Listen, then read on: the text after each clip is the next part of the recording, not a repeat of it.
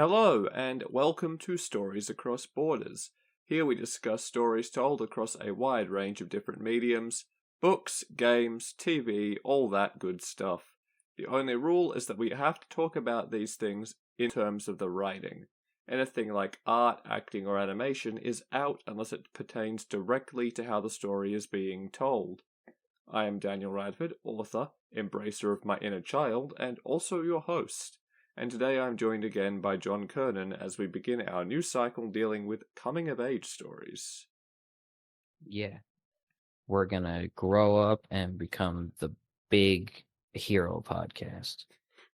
Listen to us grow up in real time. No.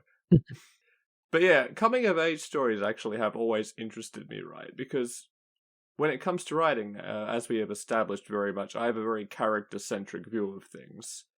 And these stories, by their nature, are all about characters developing, changing, and growing.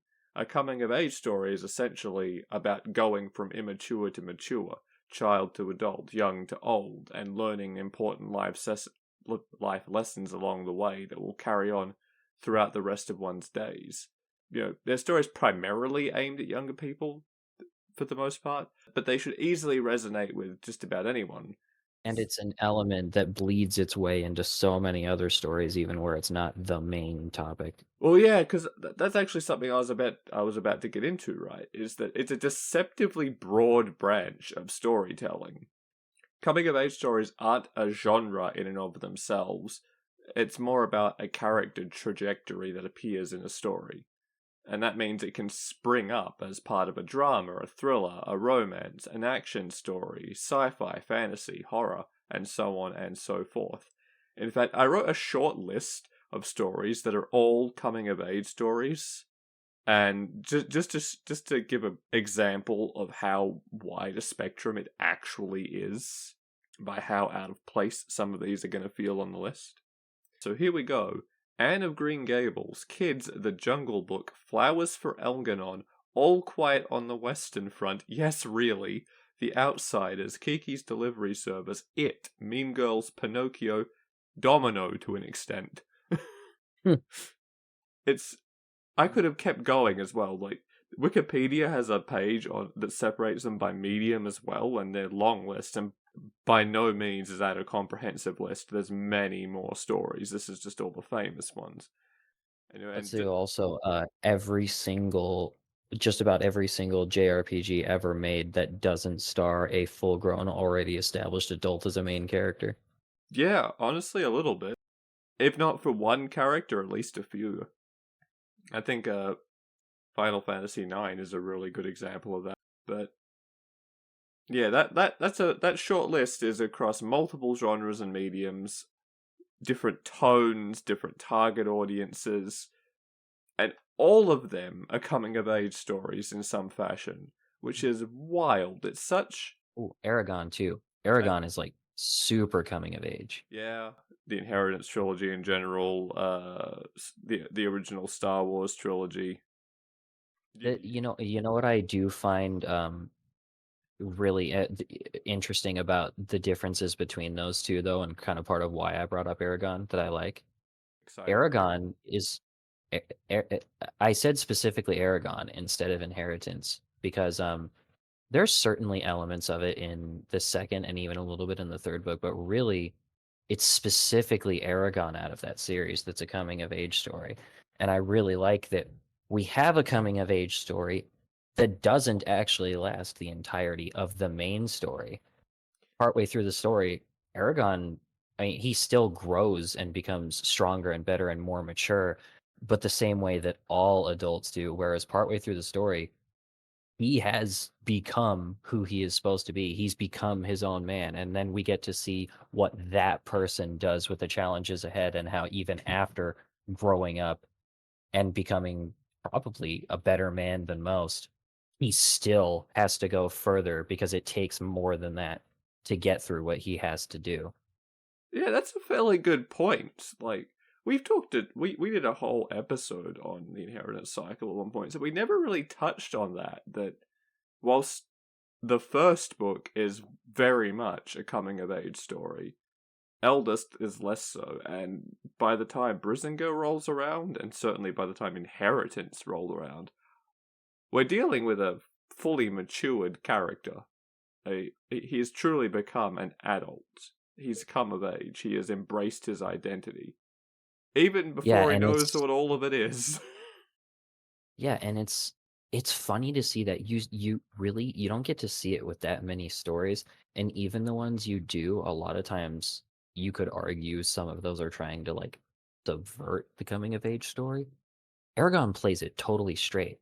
He has like all the main elements of the coming of age story, including literally following in his father's footsteps unknowingly. Yeah, that's similar to some things I want to touch on later in the episode, which is interesting, but I never actually thought about it, but you are completely right in that it does fully embrace the idea that just because you've come of age and matured and grown up doesn't mean you don't still have somewhere to go in your journey, which is something that I feel like a fair few coming of age stories, especially ones aimed at young, like really young people, do, is they portray the idea of that once you're grown up, once you have gone through whatever your coming of age process is, you've ended your maturation.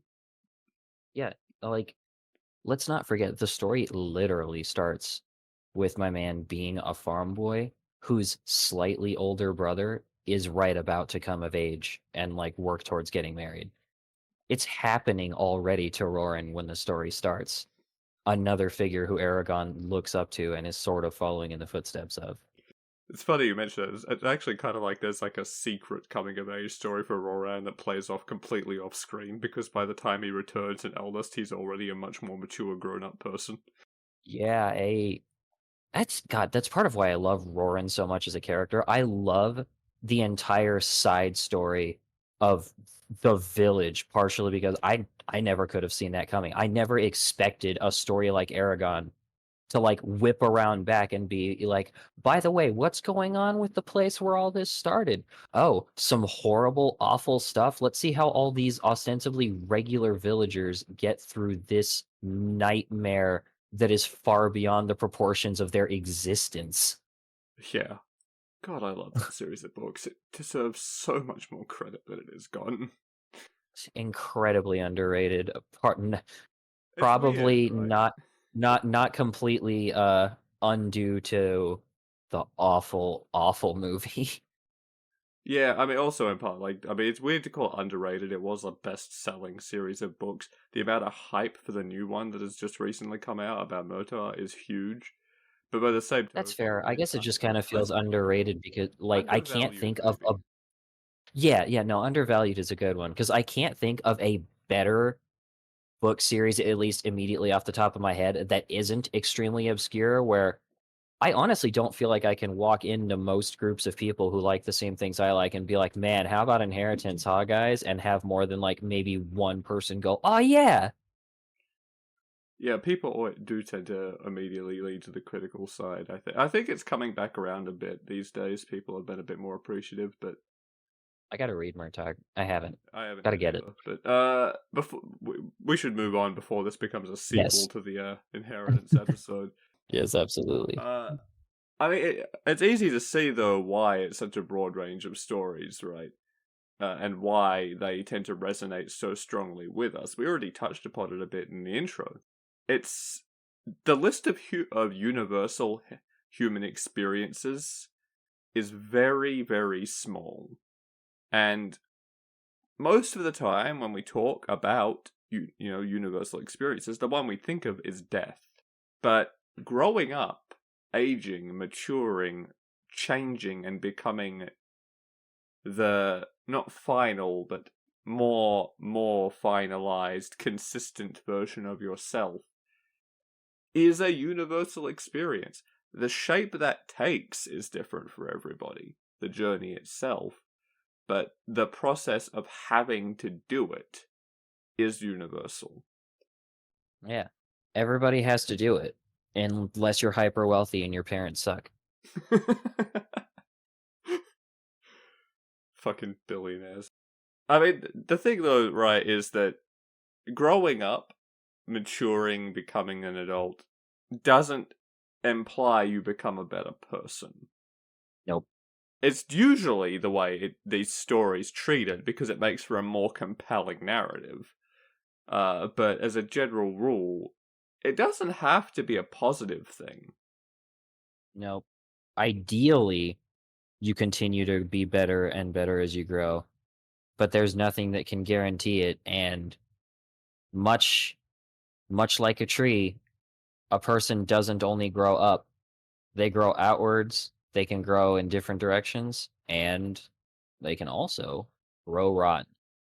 Yeah, because that's one of the things that is really interesting about this idea is that even though it is such a universal thing that it happens, the way it happens, the final end result of the process is so varied and different, and narratively in the way we handle it in our stories, because it can be a part of so many different genres and can be played out in so many different ways and means so many different things, means these stories can have a huge range of tones, from the more light-hearted ones that you get, especially when they're aimed at younger groups, but like they can be very serious and dark, they can be nostalgic, they can be fantastical versus realistic. There's so many different just vibes these stories can have. And Yeah, I think often they can be really poignant. they can, absolutely. And like, you know, it's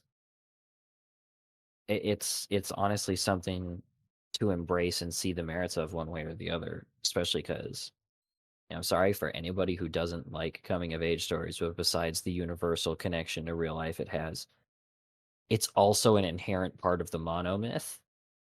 There is no escaping it. Y- Yeah, You got to do it in real life, and it's gonna be in stories. that's A the thing. lot of them. Like that's the thing. Like I would argue that, or at least I would say, there is an argument to be had that almost every story is in some way a coming of age story, especially if that story largely focuses on a younger protagonist, and most of them do.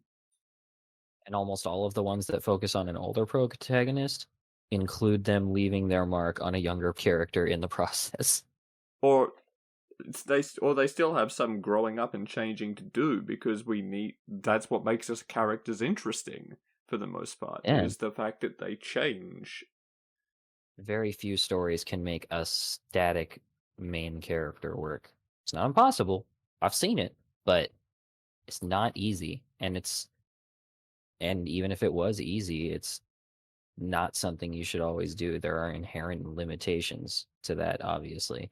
Yeah, I was planning to save this for later in the episode when we talk more about the like conventions of the genre and things like that, but we've touched upon it like 2 or 3 times already now. So I kind of want to get into this idea of what a coming of age story is, as far as like the ages of the characters who are growing and changing that define it as a coming of age story. Because for the most part, it comes in two flavors, right? You have either child into teenager, or you have young adult into adult. They're the kind of common brands.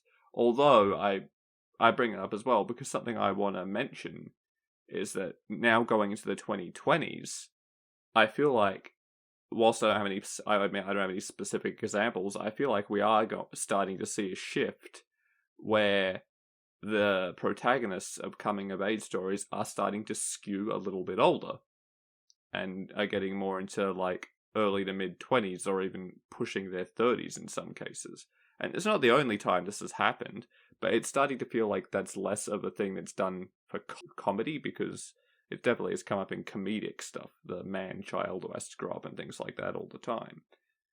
But because the typical coming of age milestones, moving out, higher education, financial independence, are becoming harder and harder to achieve in modern society, thank you, capitalism, our stories are going to and have begun to an extent shift to reflect this.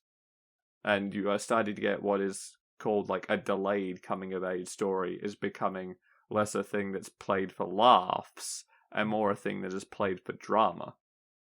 Yeah, I agree. I've noticed I've noticed that too. There's there's a lot of different little things to contribute to it. I think one of the main ones though might be a almost a little bit of a shift in the cultural zeitgeist. Because I think part of the reason coming of age stories, especially the ones that actually do have younger main characters growing up and finding their place, used to be so prevalent, was they almost always had flawed but also already complete mentor figures in so many of those stories. I feel like a lot of older stories presented a connection between being an adult and being a complete person. And obviously that connection is there because it's something that happens with time. But I think we have a lot more stories recently where it is important to recognize the nuance of the fact that we never stop growing, and being grown up doesn't mean you still have a lot of changing and improving to do as a person, especially as the challenges ahead of you become more complex. Yeah, it's my personal feeling is that our conceptualization of the coming of age story is more narrow than it should be, and that as a label, it should really be applicable to kind of any major transitional period related to growing older and more mature. Obviously, as I said, the general flavor is child, teenager, or young adult to adult, or even teenager to adult, I guess, which I think that is what I would label the majority of coming of age stories as. But I feel like adult to senior is kind of a coming of age story as well. It deals with a lot of this of similar like things thematically. This shift to a change, a different demographic. This idea of how that affects you as a person, how you have to grapple with your own mortality a lot more. With the idea of legacy suddenly is a thing, you know. Absolutely. It's interesting to me, right? I suppose it's because the label is coming of age, which does kind of specifically imply becoming an adult. But I think the general vibe of the story, the idea of a story about growing, maturing, aging, that doesn't feel to me like it is the sole purview of people in the age bracket of 10 to 21. No, it's absolutely not. And I like that a lot less people, especially a lot less authors nowadays, are giving in to the idea that it is, because I'm I'm getting older too, and I still every now and then see people who act really obviously like just the fact that they are an adult means that they deserve all the respect in the world. And I see a lot of adults every day who I'm not really sure deserve any respect, let alone that much. I have always despised the idea that simply being older means you are due more respect. Yeah. Even, I mean, maybe I was just a little shit, but even as a child, I was of the opinion that I'm not going to respect you just because you're older than me. You still have to earn my respect. Not Oh because yeah. not No, because I'm special, but because that is the standard we should hold for everybody, every including kid feels that ourselves. way, Yeah. even when they are little shits. And that's because, like, every once in a while when a kid does that, they're being a little shit because sometimes kids also refuse to recognize when someone does deserve their respect.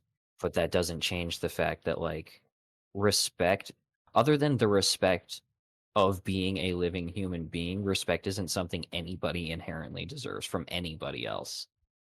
It has to be earned and it has to be given, because it's pretty much impossible to deserve the respect of anybody you don't respect yourself. Yeah, I mean, that's kind of touching on like a really common theme that comes up in a lot of these stories. Because part of growing up is realizing, oh, all of the adults, all of the older people, all of the seniors, none of us have a fucking clue what we're doing. No, no, it's you know, I s- I've I've brought it up before, and I don't remember the exact wording. I'm not gonna look it up, but like I love Lewis Black, the comedian's autobiography, and it's like one of the things he says is we're just like he essentially says we're a bunch of idiotic monkey children flailing our arms around, and there are my favorite part of the quote is always there are no adults in the room. Lewis Black is a fantastic comedian and a very smart man. Absolutely, I love him. But yeah, I mean, the reality of it, of being a human being and growing up and aging is that, yeah, over time, you do get a better grasp of the world and its conventions, what it expects of you, and what is required of you to be a part of it, what your responsibilities are. You do become more grounded in the world. But the truth of the matter is, by the time you are well and truly into your adulthood, and have finally started figuring some stuff out, you think, the world changes because it will shift faster than you age in so many ways. Like, how many people have the experience of, as a child, they're looking at an older family, like a grandparent, and thinking, wow, they must really know what they're doing. You know, they've had all these years to figure everything out. And then 5 years later, they're like, "How does this app work?" And you're like, "You just press the button. There's one button." Yeah, no, absolutely, and it also reminds me of like I actually there's a lot of people who use it in a wrong and annoying context, but it's also why even though I don't say it myself, I'm kind of a fan of the phrase like "Don't call me sir" or "Don't call me ma'am."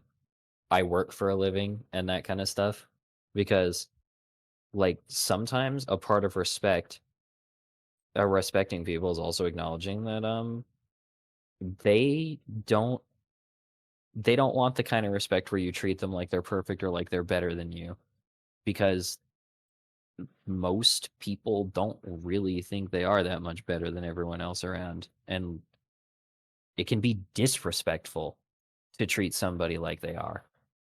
Yeah, I mean, I always personally respect that idea of, yeah, I am in charge. My job is to lead this operation and make it function and make sure everyone else is doing the correct thing. But that is just my role. I am not superior to you. And I think if people in leadership positions display that attitude, they are probably very good in that leadership position. That's definitely what I want to see from a leader. It's the difference between a leader and a boss, right? That like age-old meme of True. a leader is out there pulling the weight along with you, whilst the boss is sitting on top of it. Yeah, I mean, it's just one of the marks of a good leader is someone who realizes that they are still in the trenches with you. They just have a different role in those trenches. yeah. But It's something you see a lot, and it's it's something a lot of good coming of age stories include. In fact, honestly, too, is either the character seeing on their own the flaws of their mentor figure, or the mentor figure just coming out and saying like, "Hey, stop treating me like I can solve all our problems. I can't. You got to step up too, kid." yeah, I mean, in the more fantastical realm of coming of age stories, especially when you have like that's where you're more likely to get these mentor figures. Generally speaking, not always. Sometimes it is in a more realistic story. But when you think of the mentor character, it's usually in like high fantasy or sometimes sci-fi, right? And there's a reason these stories almost always kill these characters off.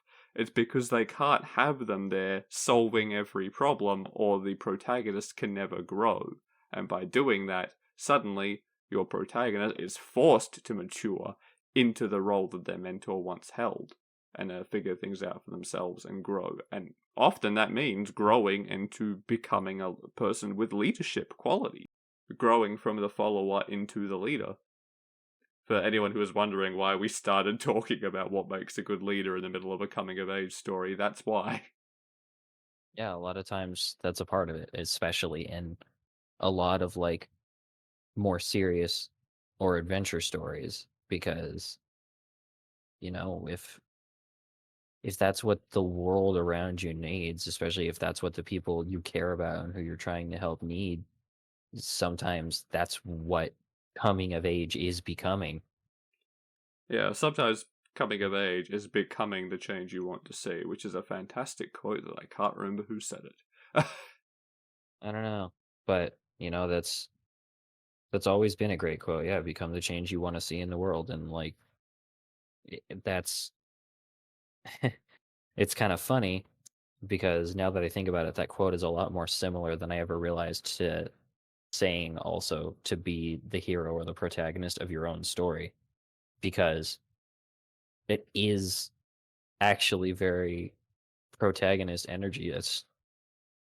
I mean, that's something a hero always has to do because somebody who, I mean, for one thing, somebody who doesn't have to become that change and could just do it anytime isn't a hero.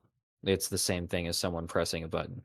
More importantly, If they're not interesting. Because they don't have to grow into the role. They don't have to mature into it, and that's dull. Uh, Yeah, like that's that's what why coming of age stories for me, even as someone who has, I'm closing in on 30 now. I'm not super old, but I'm well and truly an adult. They still hit so hard for me because they're all about character development. I said that early on in the episode, and I stand by that. I think, I mean, apart from how universal experience of apart from how relatable is, I think that's why these stories resonate with us, is because they mandate having developed, fleshed out characters by their nature. oh yeah, they certainly do, and we ourselves are very much not done going through that yet.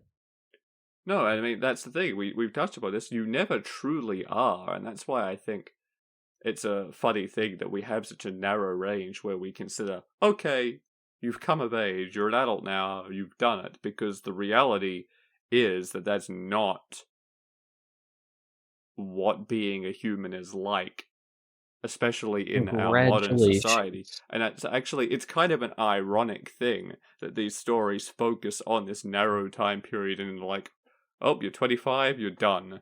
When the reality, because so many of them are about realizing that you're never truly done growing up. I still have days, usually only bad ones to be fair, but I still have days where I don't even feel like I'm an adult. I'm like, am I adulting right now? No, I'm not.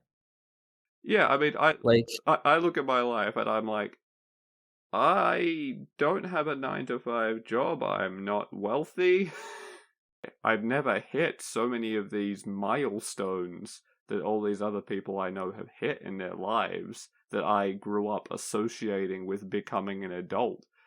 But, like, I mean, I'm still here, I'm still working, I'm still contributing to society in my own way. I think it's just that part of growing up is realizing your perception of what growing up is wrong.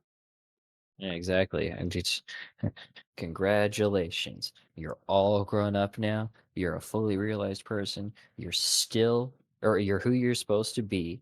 Now do it again. Your your opinions on how to have a functioning relationship are still really underdeveloped, and you haven't returned those library books yet. And that villain lurking off in the corner still probably really could whoop your ass because you haven't been exercising recently. But like, hey, you're an adult now.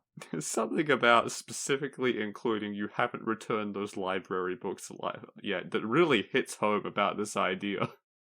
Yeah. Is that crossing a certain age threshold, by no means you have your shit together. Yeah, exactly. Exactly. I have, like, I know people who are, 10 years older than me, 20 years older than me, 30 to 40 years older than me, who still don't have their shit together. And that's one of the things I love about these stories is when protagonists realize that no one else knows what they are doing either. Yeah, it's It's an lit. important realization to come to because then you can finally stop putting other people on a pedestal and comparing yourself so negatively to people who might seem like they've done more when, I mean, you don't know what else they're struggling with. There could be things that are super simple and normal to you that are insurmountable barriers to them. it's liberating. It as an actual human being, it frees you up of your misconceptions and means you can look at things in terms of how your growing up experience is, not what Yeah. everyone else. Like, I still have this experience regularly where I see where other people are in their lives. You know, they own their own houses. Oh, you know, they've paid out a car. They've got multiple children. You know, people who I grew up with, and I'm like, oh wow, I am miles behind. What am I doing with my life? And then they turn around and they're like, what the fuck? You've written a book? That's Yeah. wild. I could never do. And I'm like, oh, huh. But like that feels like nothing compared to to what you're doing. Yeah, exactly. And Like, I think people misunderstand the term "the grass is greener on the other side" a lot. I don't think it actually means you always want what you don't have or haven't done, but I think it means like stuff that is far away from you or doesn't feel achievable or within your reach always somehow seems like an accomplishment or something you should be doing that you're not. And meanwhile, somebody is already standing in that green patch of grass you're staring at, looking back at you and wondering how you do it. well, I mean, it's all about perception, isn't it? The idea is that the other side of the fence always looks better when you're not standing on it. But the reality of the Exactly. matter is, someone else is standing on that side of the fence, looking across at you and having the exact same experience. Yeah, you can't see the potholes behind them or the weevils in the rose garden. No.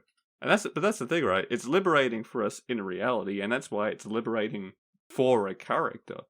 When a character realizes that the rest of the world doesn't know better, that their mentor was just doing their best as well, it frees them up to realize, oh, I can manage this. I can be something. I'm not hopeless. I have a chance to achieve something. And what I achieve may feel like nothing to me, but it can still matter. You know, what I'm Yeah, doing can still be important. I can still find a place where I fit, even if it's not in the same way as my mentor, or as this other person who I envy, or as my antagonist, you know. And that is, in and of itself, maturing and growing up and a part of coming of age. yeah. No, it's funny, and I mean, in the context of a lot of the stuff we've mentioned so far, what obviously it's a topic we talk about a lot, anyways. One of the most complete coming of age stories is the original Star Wars trilogy. Luke has to go through almost every single thing we've mentioned, especially that moment of realizing their mentor is not perfect. They only touch on it so much in the original trilogy, but like both with hints we get and the context we get later from the prequels, like, hey, the super wise, near perfect seeming old man who died for you and has taught you all these lessons, his fuck ups are a big part of the reason we're here in the first place. It's kind of a He's recurring not motive. perfect. Like, it's kind of just a recurring motive in the franchise as a whole. We get it in the prequels with Yoda and with Obi-Wan. We have it to a lesser extent in the OT, to be honest. It's more like the OT becomes that because of the prequels. And then we see it repeat again in the sequels, and we see it in the Clone Wars spin-offs. We see it in KOTOR. We see it in Fallen Order. It's a very recurring motive in the story, and I think it's because it's such a real experience in a lot of ways. Yeah. Your teachers are not perfect, and one of the biggest parts of learning from your teachers is learning from their mistakes and not just your own, because they've already made a lot of those mistakes and are still making mistakes even now as they're teaching you. Yeah, I mean it's like the crystallization of that is that moment that like very few people can actually pinpoint when this happens, but at some point everyone has a moment where where they realize that their parents are just people. Yeah. You know, and that it's that whole thing just on a larger, more drawn out scale. And it kind of touches on another recurring theme in coming of age stories, right? Which is the uncertainty of the future. And I don't mean that as the end result necessarily, although that can be the end result. Sometimes coming of age means accepting that the future is out of your hands in so many ways. But just the feeling of that feeling of I don't know what comes next. I don't know how to become the person I want to be or am supposed to be. Yeah, As a yeah, and sorry, just as a you side know, note, I just realized Thor's arc in the MCU is a fucking coming of age story. yeah, no, he literally is a rebellious teenager at the beginning. He is literally the deposed immature party prince who ran away from home. Pretty much. I mean, he was kicked out, to be fair, but But like he also ran away. Like part of him going to Earth is like, fine, whatever. I'm gonna go live it up on Earth. I don't need you, Dad. But not to backtrack a little bit to the stuff we were talking about earlier, like with Aragon and when other have we stories. Like, ever maintained a consistent trajectory in one of these episodes? Go nuts. yeah, like it's one of my favorite aspects of coming of age stories. Really is getting to see the after effects of things like one person's coming of age story in another story and where somebody has to keep going, and or when one of the lessons you have to learn from somebody who's older is seeing not just how they made mistakes but how they failed to change, how at some point they stopped growing, because one of the most important parts of growing up and coming of age is learning to become flexible and adaptable. It's a very oft repeated phrase, maybe to the point of sounding a little cliche, but I take the term adapt or die very seriously, because one of the reasons you never have to stop growing and changing is the world never stops growing and changing. Even if somehow when you first grow up, you grow into exactly who you're supposed to be, exactly who the world needs you to be at that moment, that is not always going to be what you or the world around you needs. It's always going to keep changing. And you have to keep growing and changing too to keep up with it, or it is going to leave you behind or trample you along the way. I mean, yeah, that's the thing. Like, we said that quite early on in the episode. This is the idea that the way that a lot of these stories sometimes frame that you get to X point and you're done is so far off, because the reality is the world changes faster than the people who inhabit it. The By reason the you never time you reach the think end of you've your path isn't because there is no end. It's because the end moved. It's further away now. being alive is a consistent feeling of the goalposts being shifted. Being alive, You're not done until you are dead. not to make anybody feel like they're living in an existential nightmare, but there is a literal existential nightmare that applies completely to real life, and that's where you're walking down a path and every time you think you're closer to the end, the path just gets longer. I regret to inform some people who might not know that is life. The path is always getting longer. There isn't an end. You don't get to the end. I mean, you do. You'll die eventually, but it's basically it is this experience of it just keeps going and going and going, and you don't know when it's going to stop.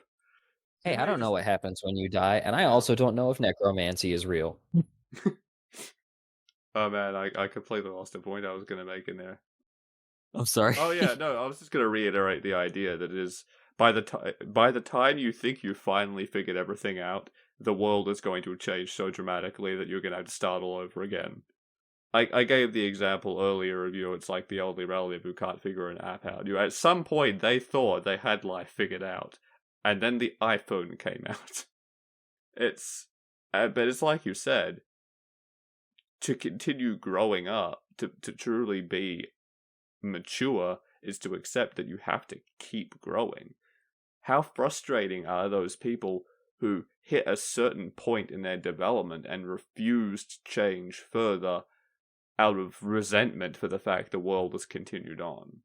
Yeah, you've gotta go, and realizing that sooner and later, and more importantly than realizing, honestly, is just fully accepting and embodying it. Embodying it is the only way to be walking along the path and staying with it as it goes instead of chasing after it, trying not to get left behind. I as much as I love these stories, coming of age stories, I think they're very important, very frequently beautiful and poignant stories. I do think they contribute often to this misconception that you become an adult and then you're done growing up. Whether that's painted as you've left your childish wonder behind and have become an edgy teenager, or if it's okay, you've gone through university, you've got your degree, it's time to start your job, or even if it's even you've gotten married, you've had kids, whatever. It's that they contribute often to this misconception, this illusion that once you've become an adult, once you've come of age, you're done. The reality is that growing up is a continuously ongoing process. You don't hit your final form until you've become a corpse. And even then, maybe you haven't. I don't know. Yeah. Yeah, and like, have you done your taxes lately? Don't go there. Only two things in this world are certain: Taxes. death and taxes, baby. But on the topic of taxes, we are getting into that sort of into with and the existentialism more to the point. We are getting to something that I do want to touch on is we've largely focused on a much more positive side of the coming of age stories, right? Is this idea of growing, changing, becoming who you're meant to be. And coming of age stories don't have to be uplifting like that. They are often they are very nuanced stories that deal with some complicated, difficult, and frequently dark subject matter.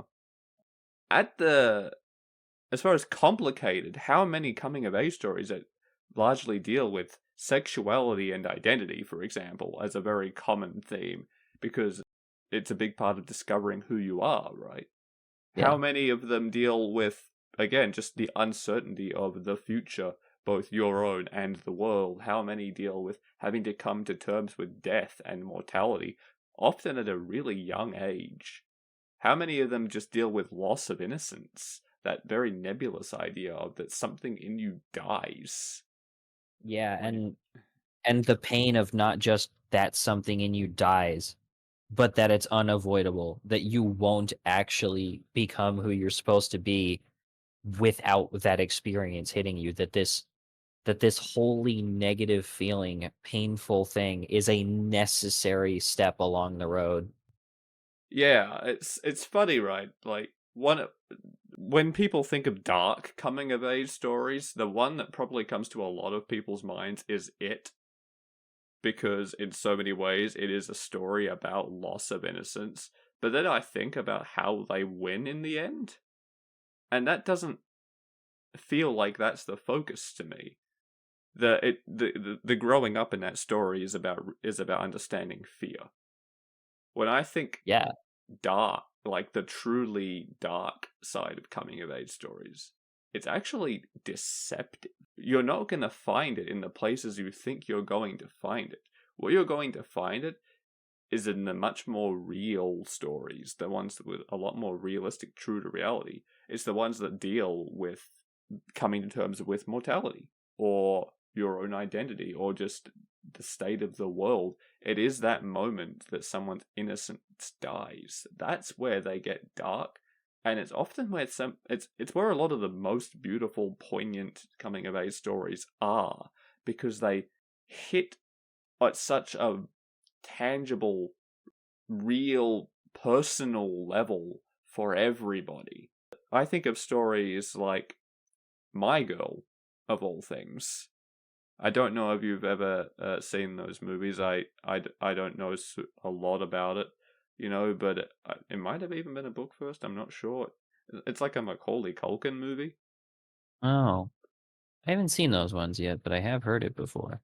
Well, one of the, like, a really major plot point is a kid dies because they have an allergic reaction to being stung by a bee.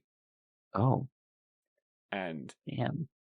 suddenly the other child, the remaining child, has to reckon with the fact that, oh, I I'm not immune to this just because I'm young. Anyone can die at any time. Life is fragile. And it's not the only story to do that. I think at this point it's become infamous for it, but The Bridge to Terabithia? Yeah. Not to date this episode, but I just recently put one of my blog articles up specifically talking about death in storytelling and how to write it poorly or how to write it correctly because it's such a prominent thing in storytelling. So maybe that's just why this is on my mind. But one of the things that I was thinking about when I wrote that article was, how many people are haunted by that story now as adults after reading it in children to this day. It has left that big of an imprint on them because it is that moment. It is that moment that someone's illusion of immortality went away. Not because they thought they would never die, but because they thought they wouldn't because they were young. Because they hadn't even thought about the possibility that they might die. I mean, it is, yeah, exactly. I mean, it is by and large a coming of age story in many different ways. And one of the ways it's a coming of age story is not giving up on your imagination and things like that. It's embracing creativity and fantasy in a positive way instead of stamping it out, which I think is a really positive message. But it's paired with this really harsh reality that you can't live in the fantasy forever. The fantasy is your escape, but it can never be your home. Exactly. That's a good quote. You should write that down. Because it there's a lot of stories deal with this. Now that I think about it, right? Not even specifically just sudden character death, because that's not what we're really talking about, is it? It's young people when they have to have this moment of, I could die. I am not permanent. Everything will end. And, it's not always because of the death of a kid. Sometimes it's processing that an elderly relative or just an old friend has died. Somebody you idolize, someone you thought so highly of that you couldn't imagine something happening like their death. Hilariously, right? When I think of examples of things that did this really well, one of the things I think of is Sesame Street. Now, I mean, it has been a very long time since I have interacted with that particular piece of media, but I don't even know if I ever saw the episode in hand, this pertains to. But at one point, they deal with this on they have an older character. I don't know if it's because the actor died or what, but they had an older character, not a puppet, just a person. I think he was like a shopkeeper or something, and he dies, and they make a point of doing this episode about processing grief and understanding that it's a natural part of life, is that life ends, and I think it's a really important message to give to young people, and it's also an example of part of growing up, and it fits weirdly very neatly into this episode. And when you think about it, it's tragic and sad in a lot of ways that part of growing up is losing that feeling of invulnerability.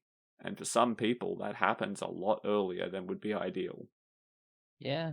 I mean, Sesame Street hasn't stayed at the top for nothing. It can be shockingly, almost subvertively poignant sometimes. Praise those puppets, honestly. We Yeah, love no, I mean, children's media that actually means something. to break kayfabe for a second, there are now two different content creators I follow who, within just a year of becoming parents, hell, almost as soon as their kids were old enough to watch Sesame Street, started just randomly bringing up points about how good Sesame Street actually is in some of their videos, and I was like, huh, this is these are These are 35 to like 40-year-old men just being like, you know what, Sesame Street actually really smart and good. Yeah, the silly children's show with the puppets actually really well written. Yeah, no, they're just sitting there going like, I didn't watch it before. I'm sitting down watching it with a kid now, and I think I might be more into it than them. And I'm uh, like, huh, I how about that? I just recently like read an article that mentioned I can't remember who it was, but an actor on the like one of the Muppets movies had a relative die during filming, and Oh. they were, you know, being professional and pushing it down, and they couldn't process the emotion properly until one of the Muppets in character, someone as one of the Muppets expressed their condolences, and then they just broke. Yep, it's Jim Henson did a it's good thing. he's, he's a powerful man. But it's not just death that can be the loss of innocence, right? I mentioned before that sometimes it's just seeing reality. Sometimes it's just coming to terms with sex and sexuality and identity, or the consequences of your actions, or changes in just social dynamics. Like, one of the most common things that shows up in coming of age stories is sometimes the people you grew up with very suddenly become different people and move away from you, and sometimes in very unpleasant ways. In some of the more like dramatic examples, you get things like it's because of sexuality and identity, or it's because someone rebels a little too hard and gets into the drugs and the alcohol, which is just a drug, or a dangerous lifestyle, or they get involved in something criminal where they really shouldn't, things like that. And sometimes it's just, wow, that person, because of school social dynamics or university social dynamics, or just a change in yours or their lives, kind of treats you like shit now. Wait, did they always treat me like shit? Yeah, sometimes it's realizing people have changed and there's nothing you can do about it. Sometimes it's realizing that somebody hasn't changed at all and they were never completely who you thought they were. Sometimes it's realizing you've changed. Yeah. Sometimes it's realizing that you've changed and that sometimes it's even realizing you were actually the change you don't want to see in the world Yeah. and you have to fix it and be better. Or accepting that sometimes you've broken something and you can't fix it. Like, thinking of like just my life growing up, right? I've had many of those experiences. I was never like really in the realm of people getting into criminal stuff or drugs and alcohol, but there was still that was happening adjacent to me with certain people, certainly. But just that idea of, wow, I can think of specific people in my life I've known where I can think of those moments of, wow, that person was always kind of an asshole. And it wasn't that they suddenly became bad, it was that I realized that this person was not a pleasant person to have in my life. I can look at times where I was like, social pressures and things like that have changed you, and you are not a good person anymore. And I can look at times where I'm like, wow, I'm the bad guy. Yeah. And a lot of the time, yeah, sometimes you can't fix it when you're the bad guy. And part of growing up isn't I can fix it, it's learning to let go and not repeat the mistake again. Because the truth of it, one of those things that contributes to that nebulous loss of innocence is realizing that nothing being forever doesn't just mean death. Sometimes it just means that the people in your life are going to change. And I consider myself very lucky, right? There are people in my life now who I've known since I was 11, 12, 13, whatever. I went to middle school with one of my closest friends, or met some other people at that age who I'm still in contact with. I've known you since we were teenagers, and we live Yeah, on different continents. yeah, that's true. It's been a long time now. Yeah, it's not to say, yeah, it's wild to think about like how long we've actually known each other, and the fact that we've known each other through so many different major changes in our lives. You knew me before I got sick, Yeah, yeah, I did. and that me getting sick was nearly 10 years ago. Yeah, it wasn't always normal. Yeah. Which is to say, these changes don't necessarily mean everyone is going to disappear in your life. It is entirely possible that you will be friends with certain people for decades, even lifelong. But part of growing is realizing that you won't necessarily be the same people at the end of it. And not everyone is going to be there at the end. Some people will die young. People will just become different in a way that means they're no longer compatible with you. And God knows a lot of stories deal with that, because it's one of the hardest parts of growing up, is realizing that your social group, the people that you think are your ride or die, they're there forever. Most of them aren't. Even if they think they are, most of them are going to go a different way. Yeah. Because you were all changing and growing, especially when you're young, at a very rapid rate and becoming very different people. That's the brand of very real but often very dramatized for entertainment kind of coming of age story. That's where you get stuff like The Outsiders or Mean Girls or Kids. One comedy, two dramas. Same lessons to an extent, Yeah, like it factors into growing up too, because when it comes down to it, you can try to make things better, and to an extent, you could even say you could change the world, but you can't change everything. The only thing you can always change is yourself, and if you want things around you to change, that's what you have to do.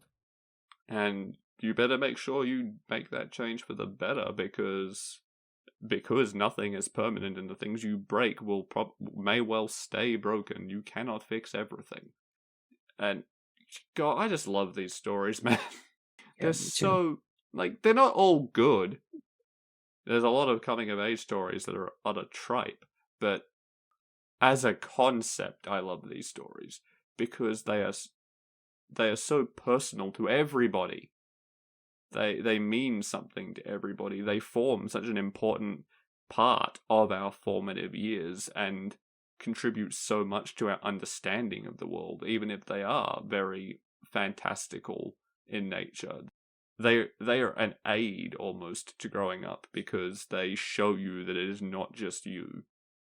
And even as an adult, whether it's because of nostalgia or what, you can look back at those stories or even find a brand new one, and it will still hit home for you, because that's your life.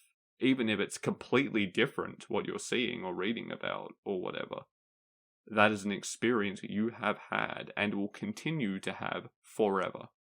Yeah, exactly. However, this episode is not going to go forever.